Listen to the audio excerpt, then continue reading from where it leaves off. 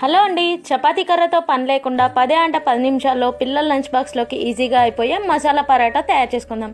ముందుగా గోధుమ పిండిలో రుచికి సరిపడినంత ఉప్పు, కారము, కొద్దిగా జీలకర్ర, కొద్దిగా పసుపు, అల్లం వెల్లుల్లి పేస్ట్, సన్నగా తరిగిన ఉల్లిపాయ ముక్కలు, సన్నగా తరిగిన కొత్తిమీర, కొద్దిగా క్యారెట్ తురుము వేసుకొని బాగా కలుపుకోవాలి. కావాలి అంటే మీరు సొరకాయ తురుము కానీ ఆలు తురుము కానీ వేసేసుకోవచ్చు, అప్పుడు కూడా టేస్ట్ బాగుంటుంది. ఇలా మొత్తం కలుపుకున్న తర్వాత కొద్దిగా నీళ్ళు వేసుకుంటూ దోశ బ్యాటర్ లాగా కలుపుకోవాలి. ఈ కన్సిస్టెన్సీ ఉండేలాగా చూసుకోవాలి.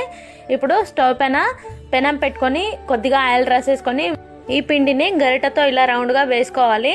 దోశ కన్నా కొంచెం మందంగా ఉండేలాగా చూసుకోవాలి. ఇప్పుడు రెండు వైపులా బాగా కాల్చుకుంటే ఎంతో టేస్టీగా ఉండే మసాలా పరాటా రెడీ అయిపోతుంది.